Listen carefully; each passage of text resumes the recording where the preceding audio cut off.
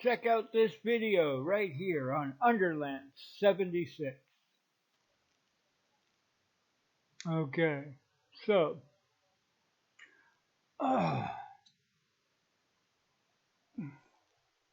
Rubik's Cube.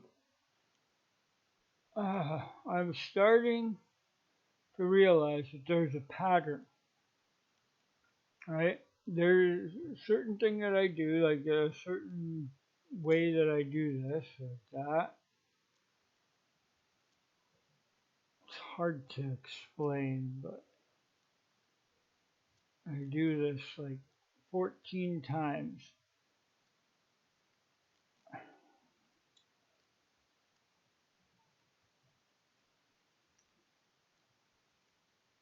I don't know. It gets kind of redundant after a while, but it's good exercise. It keeps my mind focused, and you know, honestly, I don't really care if I solve it or not. But there is kind of a pattern when I do this, and it keeps my brain occupied and helps my concentration and everything. Just rambling right now, but anyway, point is, I've taken a few pictures with my phone about how it ends up. That'll be in the vlog on Monday.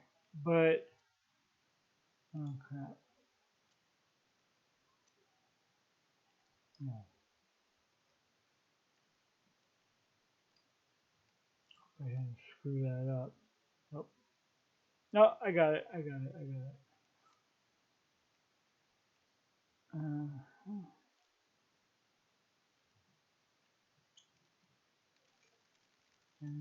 there.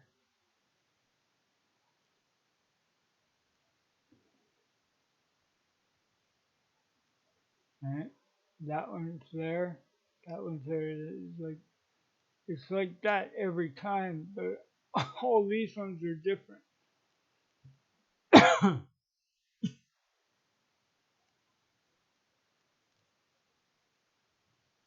Okay. These are pictures I've taken on my phone. Oops. Okay. There. See? And that's the last one. So it is a pattern, and I'm thinking after a while it should be solved. I don't know. But I'm going to stick to that pattern. I'm going to keep doing that. Which brings to my topic for today, Rubik's Cube. Yeah, see if there is a pattern. I don't know. Oh, look, there's a Wikipedia page about that.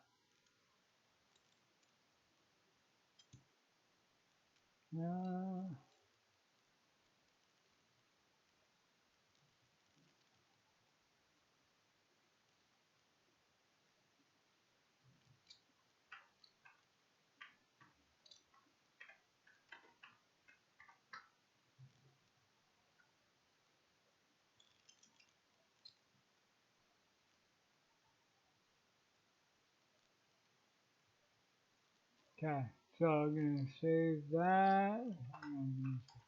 We'll take it here. Alright, there we go. Save. Alright, so that will go there.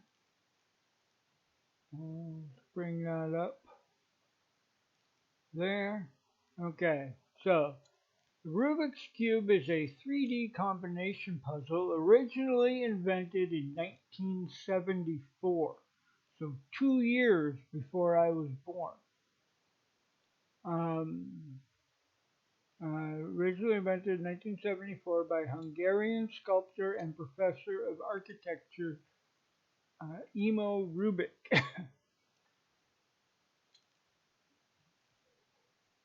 Oh look, there's a picture of him right there. In 2014 at a Genius Gala. He's an honored guest at the event. He's still alive though. He's 78. Hmm. Anyway, he's a year older than my mother. Hmm.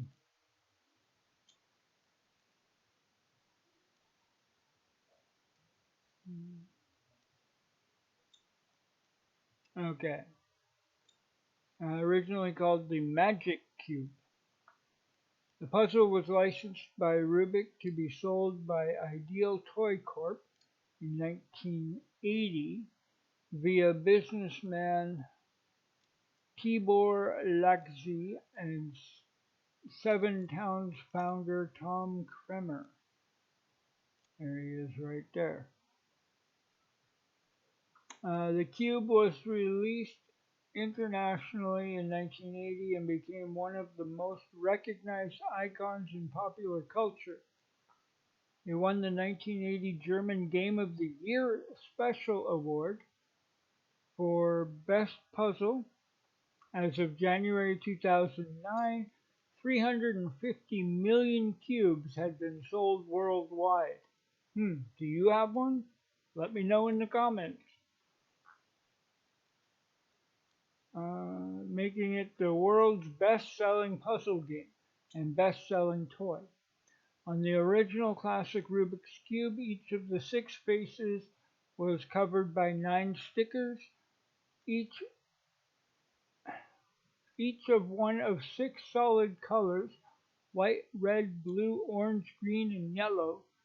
Some later versions of the cube have been updated to use colored plastic panels instead, which prevents peeling and fading.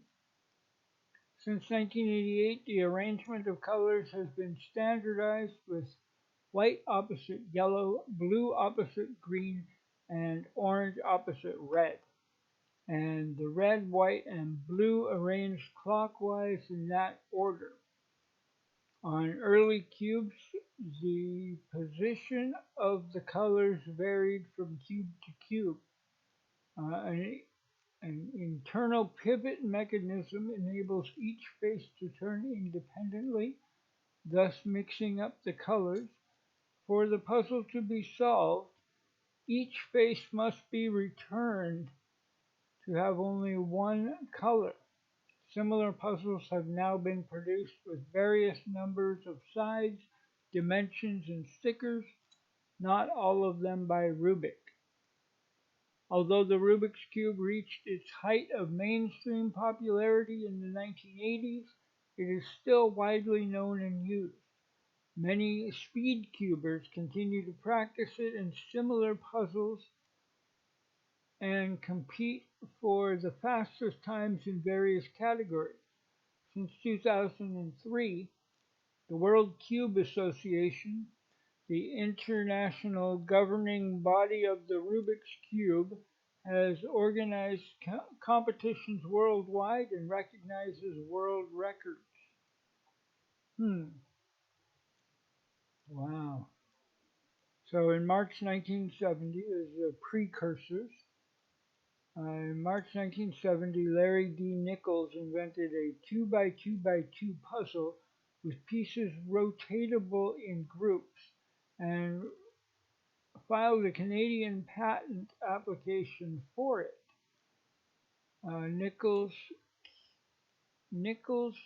cube was held together by magnets. Nichols was granted a U.S. patent on April 11, 1972, 2 years before Rubik invented his cube. On April 9, 1970, Frank Fox applied to patent an amusement device, a type of really, yeah, really need to silence my phone before I start these videos. Anyway, blah blah blah. Amusement device, a type of sliding puzzle on a spherical surface with at least 2 by 3 arrays intended to be used for the game of noughts and crosses. Um, Tic tac toe, pretty much. Okay. He received his UK patent on January 16th, 1974. Huh.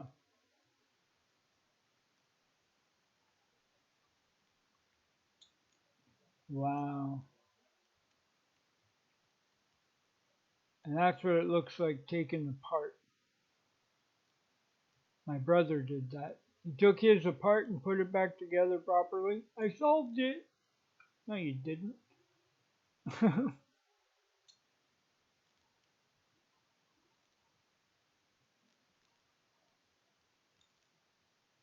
And this is the current color scheme of a Rubik's Cube. Uh, mm, wow. 17 by 17 by 17 cube. That's crazy. I don't think I even try to do that. And then there's like a bunch of different kinds. Novelty keychain.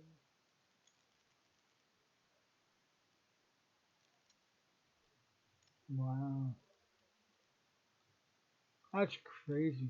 That'd be good for like a desktop background though. Pop that up on your computer or something. That one especially. I don't know. Just a thought. Algorithms. In Rubik's Cuber's parlance, a memorized sequence of moves that has a desired effect on the cube is called an algorithm.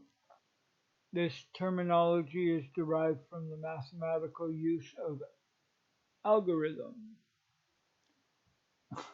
Okay. Meaning a list of well defined instructions for performing a task from a given initial state through well defined successive states to a desired end state. Each method of solving the cube employs its own set of algorithms together with descriptions of what effect the algorithm has and when it can be used to bring the cube closer to being solved. Many algorithms are designed to transform only a small part of the cube without interfering with other parts that have already been solved so that they can be applied repeatedly to different parts of the cube until the whole is solved. For example, there are well-known algorithms for cycling three corners without changing the rest of the puzzle or flipping the orientation of a pair of edges while leaving the others intact. Some algorithms do have a certain desired effect on the cube. For example, swapping two corners uh, may also have the side effect of changing other parts of the cube, such as permuting some edges. Such algorithms are often simpler than the ones without side effects and are employed early on in the solution when most of the puzzle has not yet been solved and the side effects are not important. Towards the end of the solution, the more specific and usually more complicated algorithms are used instead. Wow. So the pattern that I have is an algorithm. It's my own little algorithm that I came up with. And I've been doing this for a while now. It's just today that I've noticed that there's a pattern to it. And and I've got it in my head that if I keep going and keep doing it this way, eventually it will solve itself. Eventually. I don't know.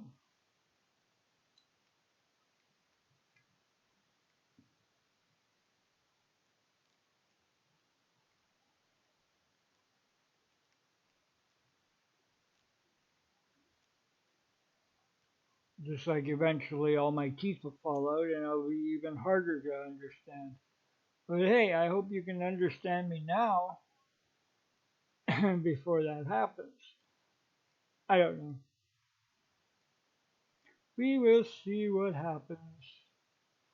Hopefully, I can get something fixed.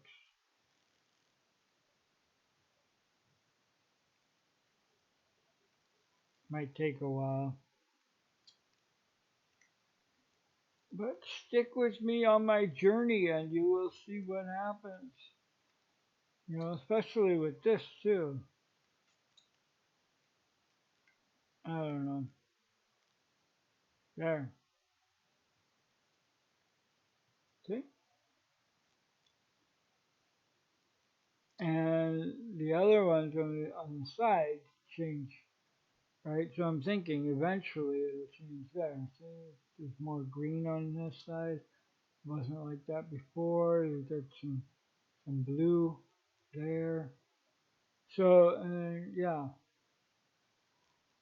So I'm thinking eventually I'll be able to solve that.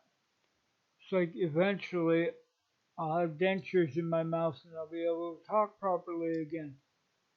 Yeah. Relevance and application of mathematical group theory. See, this is what Matt was talking about the other day. Um, he left a comment on one of my videos saying that maybe Rubik's Cube is mathematical. Well, it looks like it is. Rubik's Cube lends itself to the application of mathematical group theory, which has been helpful for deducing certain algorithms, in particular those which have a commutator structure. Com, commutator. Oh, commutator. Commutator. Babajajipali. Tiny tots. I don't know. Tater tots? Commutator gives an indication of the extent to which a certain binary operation falls to be or fails to be commutative. There are different definitions used in group theory and ring theory. The commutator structure, namely XYX1Y1, where X and Y are specific moves or move sequences and X1 and Y1 are their respective inverses, or a conjugate structure, namely XYX1, often referred to by speed cubers colloquially as a setup move. In addition, the fact that there are well-defined subgroups within the Rubik's Cube group enables the puzzle to be learned and mastered by moving up through various self-contained levels of difficulty. For example, one such level could involve solving cubes that have been scrambled using only 180-degree turns. These subgroups are the principle underlying the computer cubing methods by Thistlethwaite. Thistlethwaite is a Knott theorist and professor of mathematics for the University of Tennessee in Knoxville. He has made important contributions to both knot theory and Rubik's Cube group theory. And Koishiyemba, optimal solutions for Rubik's Cube refer to solutions that are the shortest. There are two common ways to measure the length of a solution. The first is to count the number of quarter turns. The second is to count the number of outer layer twists called face turns, which solves the cube by further reducing it to another subgroup. Then there's move notations, front, back, up, down, left, right, front 2 layers, back 2 layers, up 2 layers, down 2 layers, left 2 layers, right 2 layers, rotate, rotate, rotate. Hmm. Make a song out of that. I'm not going to, but no, I'm not. When a prime symbol follow, no, I'm not going to make a song. Period and move sequences, optimal solutions, speed cubing methods, beginner methods. Most beginner solution methods involve solving the cube one layer at a time, using algorithms that preserve what has already been solved.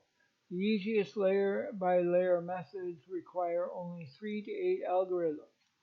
In 1981, 13-year-old Patrick Bossert developed a solution for solving the cube along with a graphical notation designed to be easily understood by novices. It was subsequently published as "You Can Do the Cube" and became a bestseller. Hmm, can I find that? Bum, bum, bum, bum, bum, bum.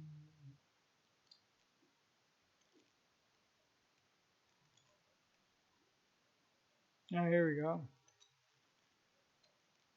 It's on Amazon for 11.70. Not bad.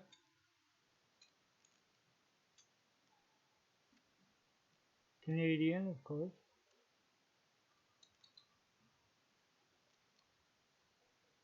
Oh, look at that. Stranger Things plush toys. Ooh. Hmm. That's weird. I'm watching Stranger Things. And for that to come up, wow. But anyway, yeah, so the book is online. It's on Amazon. In 1997, Danny Dedmore published a solution described using diagrammic, diagrammatic icons representing the moves to be made instead of the usual notation. Philip Marshall's The Ultimate Solution to Rubik's Cube takes a different approach. Uh, averaging only 65 twists, yet requiring the memorization of only 2 algorithms. Hmm. The cross is solved first, followed by the remaining edges, then 5 corners, and finally the last 3 corners. Um, most move optimal online Rubik's Cube solver programs use Herbert Kosiemba's two-phase algorithm, which can typically determine a solution of 20 moves or fewer. The user has to set the color configuration of the scrambled cube, and the program returns the steps required to solve it. Hmm. Interesting. But yeah, so there's like a whole bunch of stuff in here. And if you want to get into it, you want to like, here are all the variations. Boom, boom, boom, boom, boom, boom, boom. That's a lot. That's crazy. I don't think I'd be able to solve that. I don't even think I'd even try. Anyway, mm,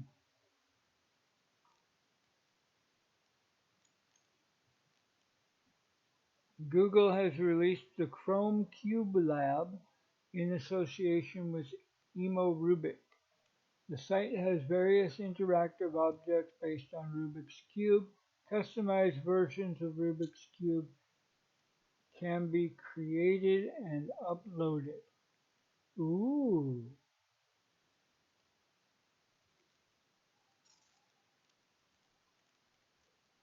check this out. Wow.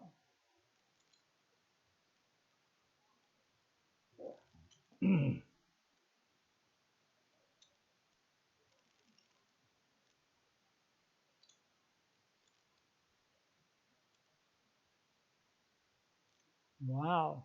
So a bunch of different things.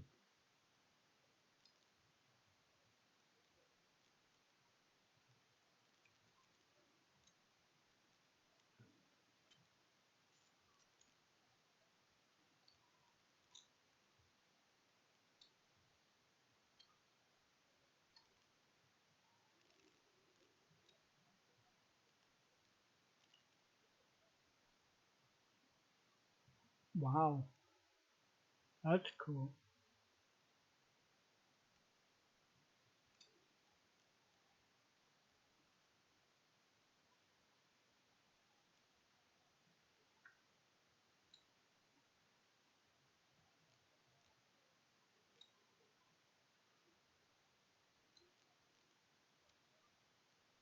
Hmm.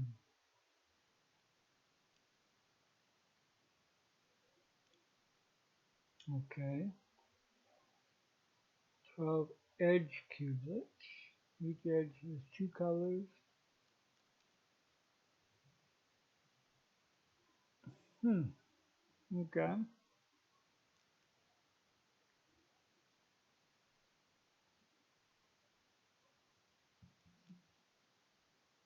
1, 2, 3, 4, 5, 6, 7. Hmm.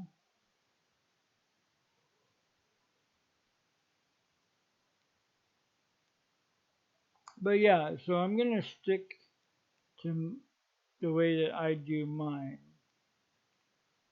and see if I can eventually solve it. And of course, I'll let you know if I do.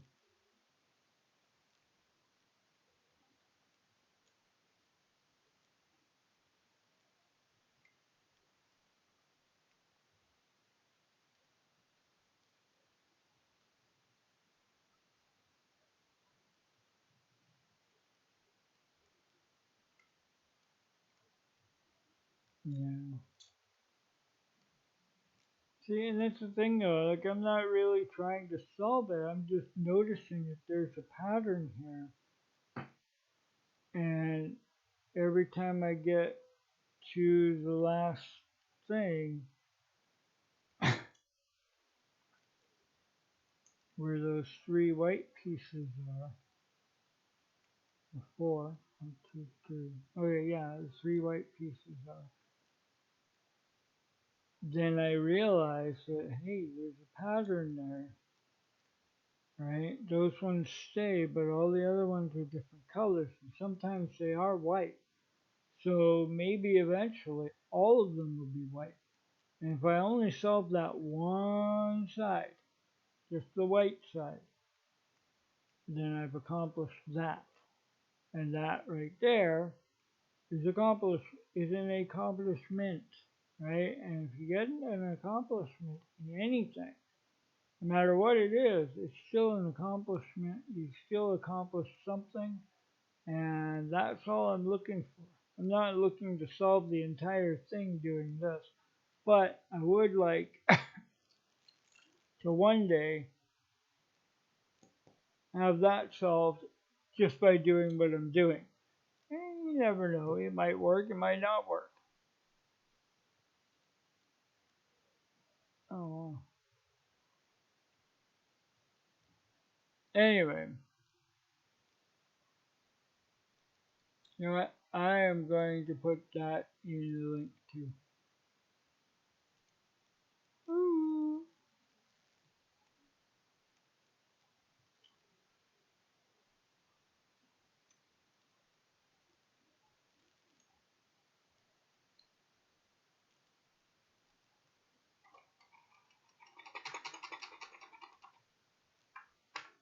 Yeah, and put that in there too because just you know, just to check it out. Really. Anyway, I am gonna go because I've been talking for a while now, and I don't want to take your time. I'm sure you got other videos to watch or other things to do with your life. So go and do that, and I'll be back tomorrow.